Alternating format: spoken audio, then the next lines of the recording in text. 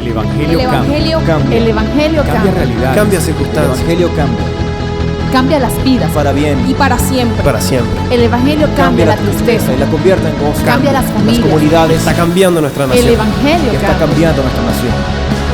La mayor experiencia del cambio para nuestra Venezuela. El cambio para nuestra Venezuela. El Evangelio cambia.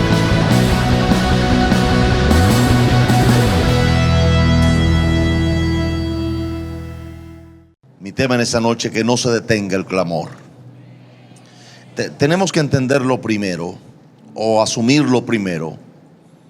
Asumir que todo está bien en una aparente actitud de fe es un grave error para cualquiera que habite en este país.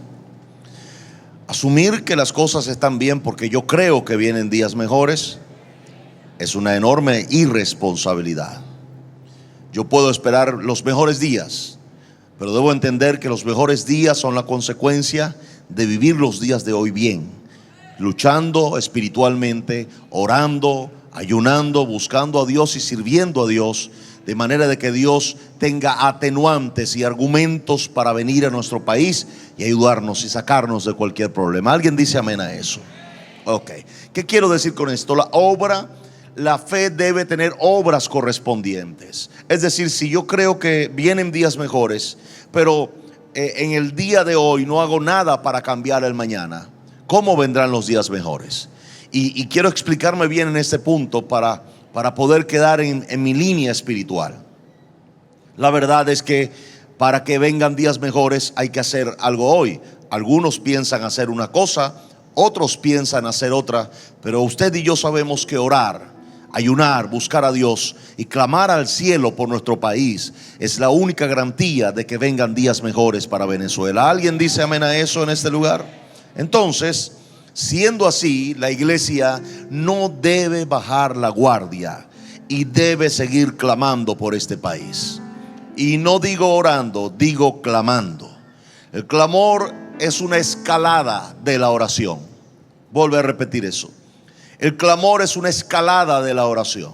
Es decir, yo puedo orar y orar es una actitud buena, pero clamar es una actitud mejor frente a un problema.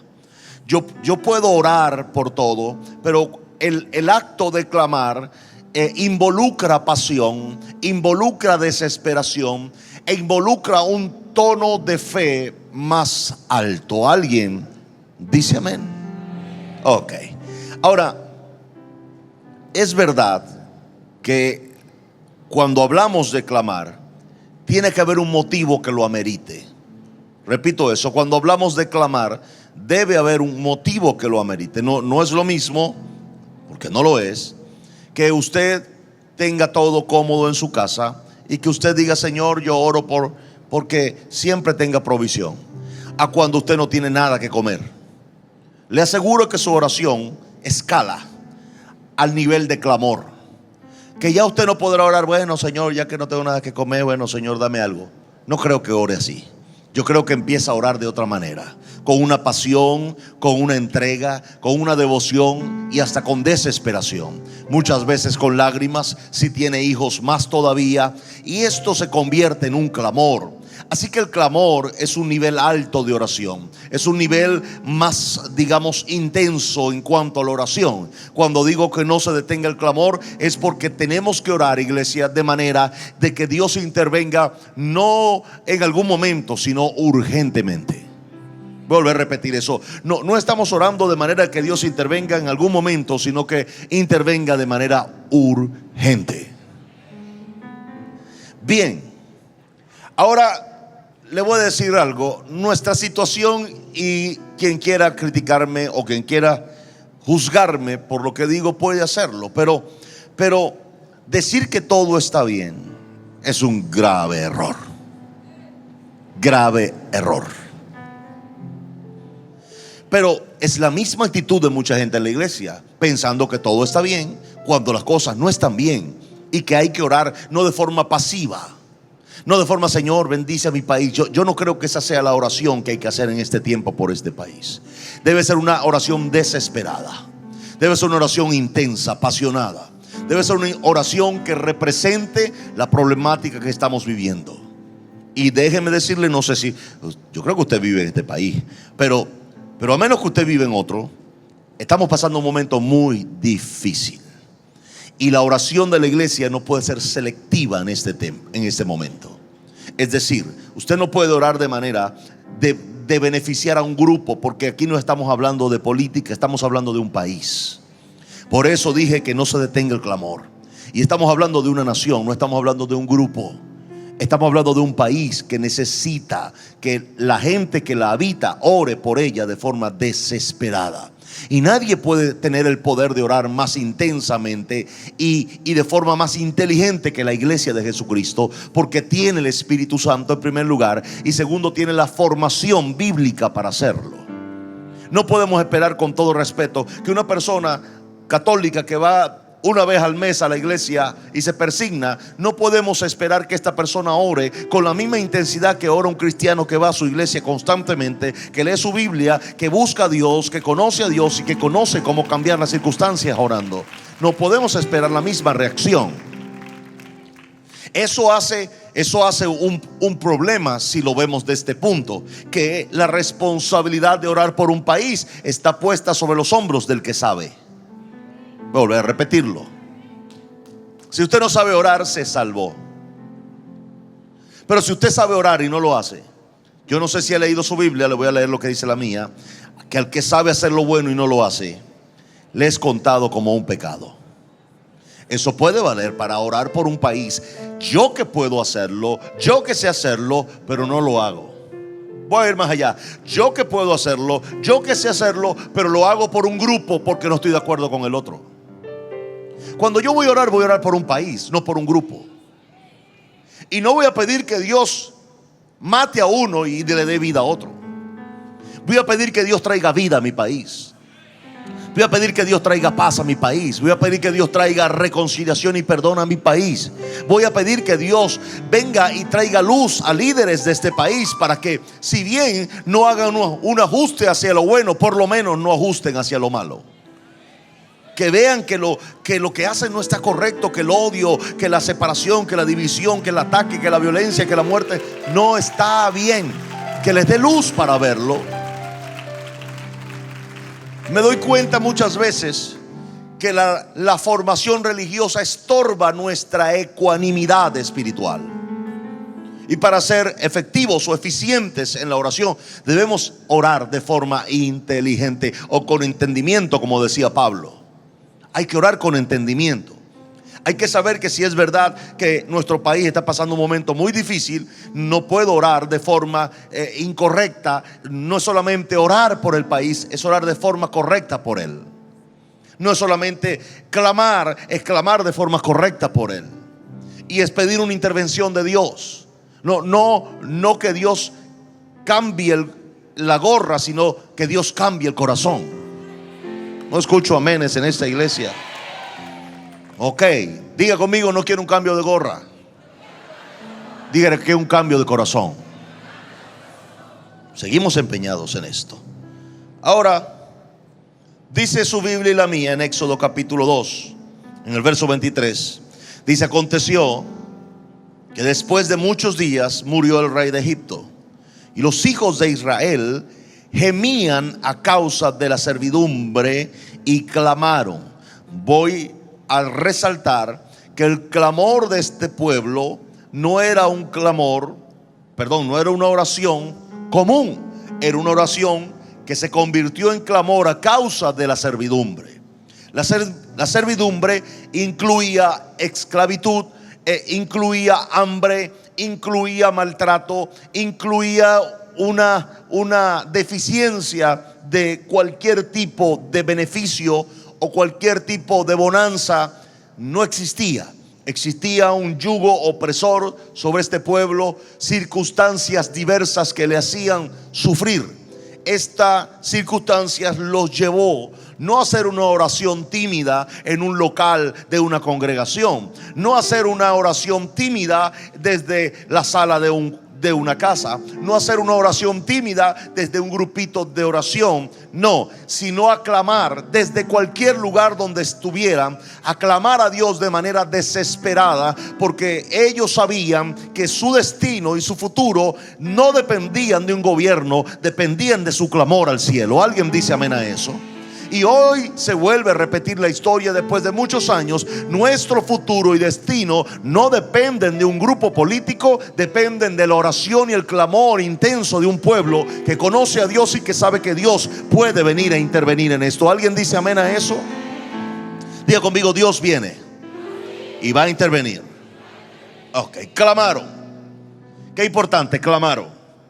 Lo importante es lograr generar un clamor no eventual, sino constante. Vuelvo a repetir eso. No un clamor eventual, sino un clamor constante. Y le voy a decir que el clamor no viene de una expresión de las manos, o una expresión de la boca, o una expresión de las cuerdas vocales. El clamor viene de una expresión del corazón. El clamor al cual se refiere la Biblia, que es una petición al cielo de manera desesperada, no proviene de un agitamiento de manos, o de un levantamiento de la voz, o de gritar, o de brincar. Proviene del corazón. Yo puedo tener en mi corazón una desesperación por mi país y clamo, pero el hecho de que yo agite las manos o grite no produce un clamor. Hay mucha gente que creen que gritando o saltando Dios los va a oír. Dios va a oír es lo que sale de tu corazón, no lo que sale de tus manos, sino de tu corazón. Así que me quiero explicar bien. Para poder clamar por Venezuela, primero tiene que venir una profunda convicción de amor por este país, porque nadie clama por lo que no ama. Vuelvo a repetir eso, nadie clama por lo que no ama. Ahora todos pueden orar por todos, porque la oración es como la cuota de responsabilidad básica. Pero el clamor es otra cosa. Y nadie clama por algo o alguien que no ama. Alguien va a clamar, una madre va a clamar por su hijo, un familiar va a clamar por su familiar, pero usualmente una persona va a orar por otro. Son cosas diferentes. La diferencia del clamor y la oración la hace el corazón. La oración puede ser cubierta con una, como les dije, con una actitud básica, pero el clamor involucra muchas cosas más. Involucra primero una pasión desesperada en mi corazón, y eso es determinante para un clamor. Entonces, para que salga como clamor, debe salir de la desesperación de amor de un corazón, bien sea por un hijo, por un familiar, por una circunstancia que está sucediendo con la persona que está clamando, o por un país que ama verdaderamente. Porque a menos que la iglesia logre captar el amor por Venezuela o el amor por el país, no podrá clamar por ella de la manera que se tiene que hacer. Y por eso lo dije categóricamente y lo sostengo. David decía: yo amo el polvo de tus calles, Jerusalén. Por esa razón decía el mismo el escritor del Salmo, decía: te levantarás y tendrás misericordia de este lugar, porque es tiempo de tener misericordia de este lugar, porque el tiempo ha llegado. ¿Y cuál es la razón para hacer este clamor? Pues que yo amo las piedras y el polvo de las calles de esta ciudad. Este hombre podía clamar por su país porque amaba a su país profundamente. No amaba los monumentos de su país, no amaba la riqueza de su país. Las piedras y las ruinas de su país eran amadas por este hombre que clamaba por su nación. Tenemos muchas razones para clamar por nuestro país, muchas. Para empezar, Dios lo puso usted aquí. Eso es suficiente razón para clamar por este país. Pero si usted empieza a oír todas las palabras que Dios le ha dicho a este país y los planes que Dios tiene a este país, y usted los ha creído en verdad, usted va a clamar por este país con desesperación y pasión, y usted no va a permitir que el diablo siga haciendo de las suyas en este país, porque el tiempo ha llegado. ¿Alguien dice amén a eso en este lugar? Lo bueno de eso, dice o sigue diciendo este verso: y subió a Dios el clamor de ellos. Subió a Dios el clamor de ellos con motivo de su servidumbre o por motivo de sus circunstancias. Pero me gusta lo que dice: y oyó Dios el gemido de ellos. Pero mire esto, dice: y se acordó de su pacto con Abraham, Isaac y Jacob, y miró Dios. Sin embargo, este pueblo, según la historia, no era más que 1 millón y algo de personas. Venezuela son 30 millones de personas. En segundo lugar, en este pueblo no se practicaba para este momento nada que tuviera que ver con Dios. Para ser más precisos, el pueblo se había olvidado de Dios. Dice la Biblia que ya no había palabra de Dios, ni había profeta ni sacerdote. Es decir, el pueblo había dado la espalda a Dios por completo, cosa que no ha sucedido ni sucederá en Venezuela. Por cierto, es donde más se está predicando el evangelio a pesar de las circunstancias. Así que déjeme decirle que nuestras circunstancias con respecto a este pasaje bíblico no son las mismas.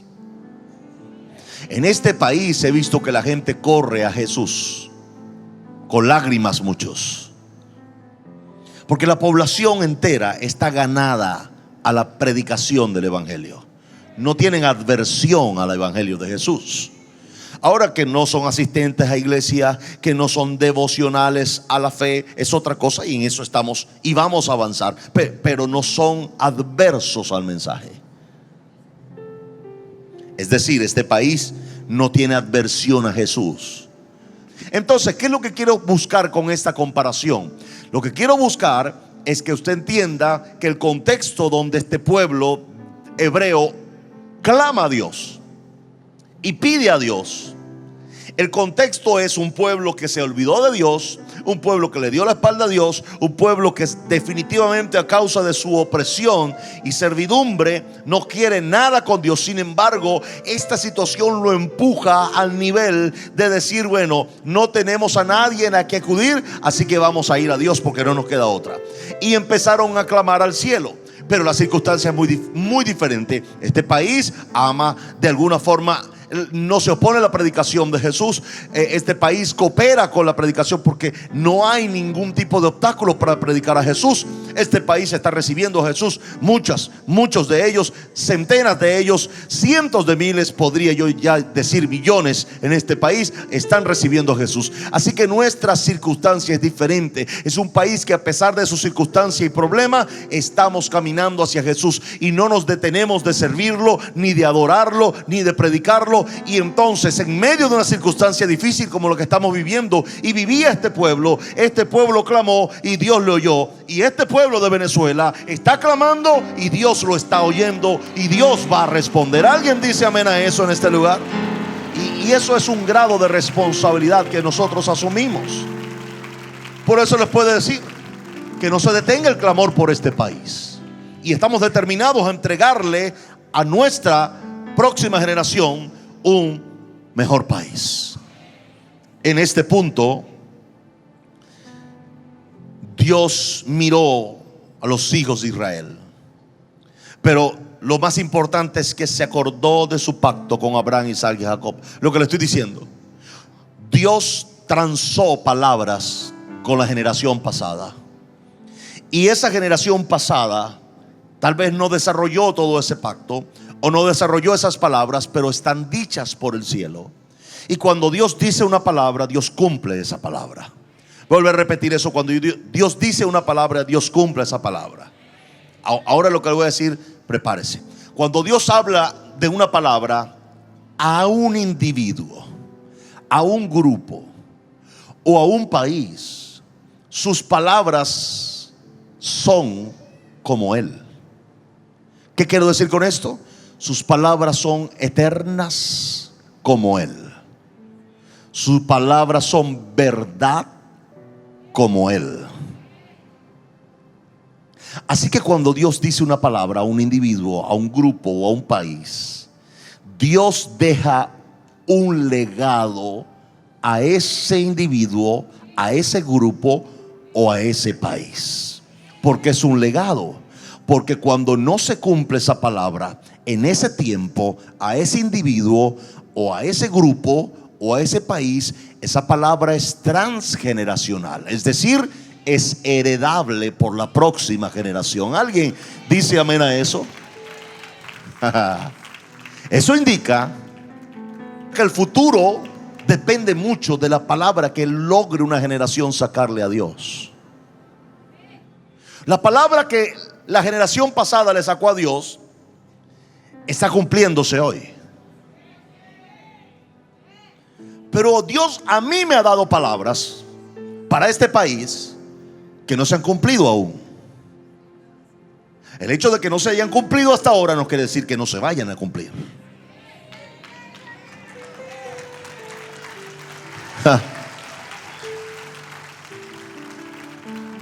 Así que hay una visión clara. Tenemos que sacarle palabras de la boca a Dios, porque su misma palabra dice: así será la palabra que sale de mi boca. No volverá atrás vacía, sino que irá y hará lo que yo le envíe a hacer, y será prosperada para aquello a lo que le envíe. Es decir, cuando Dios suelta una palabra, no vuelve atrás vacía, va a cumplirse.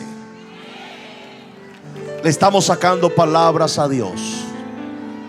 Esa palabra de que este país se va a convertir en la plataforma evangelística más grande de Latinoamérica es una palabra que yo le puedo asegurar que oí del Espíritu Santo y que va a suceder en este país. No sé si hoy, no sé si mañana, pero va a suceder, y se la sacamos de la boca al Señor. Y Dios habló bendición sobre este país. ¿Y cómo este país se puede convertir? Saque cuentas matemáticas. ¿Cómo Venezuela puede convertirse en una plataforma evangelística para las naciones en Latinoamérica y el mundo, a menos que tenga una economía sólida, una sociedad sólida y un país basados y cimentados en la fe cristiana?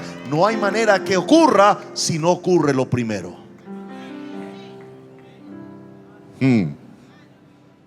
Así que cuando clamo, nunca olvido, y nunca lo haga usted, de recordarle a Dios lo que Él ha dicho acerca de este país. Que este país sería una plataforma evangelística para Latinoamérica y el mundo. Dios no va a dejar que su plataforma evangelística de Latinoamérica se le hunda. Dios no va a dejar que su palabra quede mal. Y Dios no va a incumplirnos con lo que Él nos prometió. Y es verdad que hoy estamos pasando un momento muy difícil. Que los que amamos este país, es común quebrantarnos al oír y ver cosas atroces. Pero también es verdad que sobre ese dolor y sobre esa tiniebla que se puede cernir en un momento, se levanta mi fe y se levanta la suya. Y empiezo a recordar, porque si Dios se acuerda de lo que le dijo a Abraham, a Isaac y a Jacob, empiezo yo a recordar lo que Dios le ha dicho a este país. Y empiezo a recordarle a Dios que Él lo dijo para este país.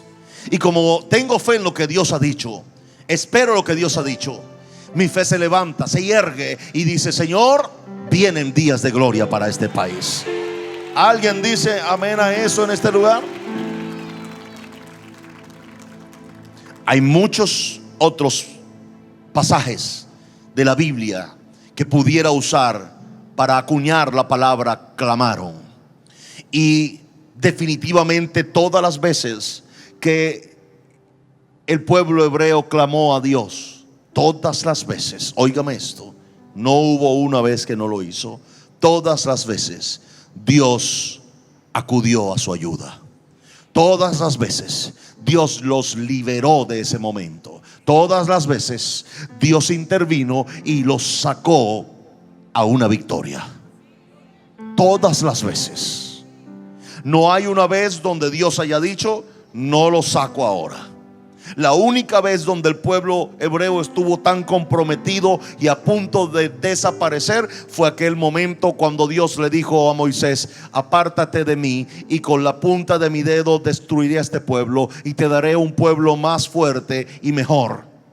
Pero en esa ocasión Dios había asegurado levantar un líder de las dimensiones y de la estructura de Moisés, que dijo al Señor: Señor, no hagas eso, porque vas a hacer la burla de todos los otros pueblos y los nuevos pueblos. ¿Qué otro pueblo va a querer tenerte como Dios después de que se enteren que tú mismo destruiste el pueblo que te había abrazado como Dios y lo destruiste? Ningún otro pueblo te va a querer como Dios.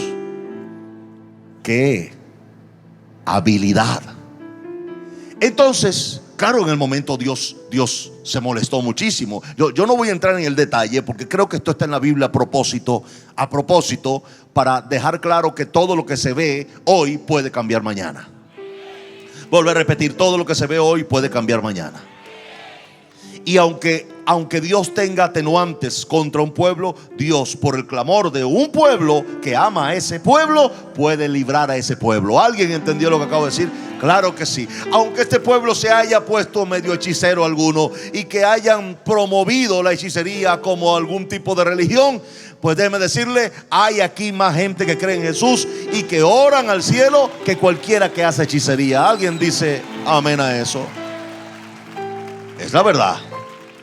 Lo que quiero decirle a usted es que nuestra circunstancia es diferente. Dios va a acudir, Dios va a ayudarnos, Dios va a sacarnos de esta circunstancia y no vamos a dejar de clamar por nuestro país. El Evangelio cambia. El Evangelio Cambia cambia. realidades. Cambia circunstancias. El Evangelio cambia. Cambia las vidas. Para bien. Y para siempre. Para siempre. El Evangelio cambia la tristeza. y la convierte en gozo. Cambia las familias. comunidades. Está cambiando nuestra El nación. Evangelio Y está cambia. cambiando nuestra nación. La mayor experiencia del cambio para nuestra Venezuela. El cambio para nuestra Venezuela. El Evangelio cambia.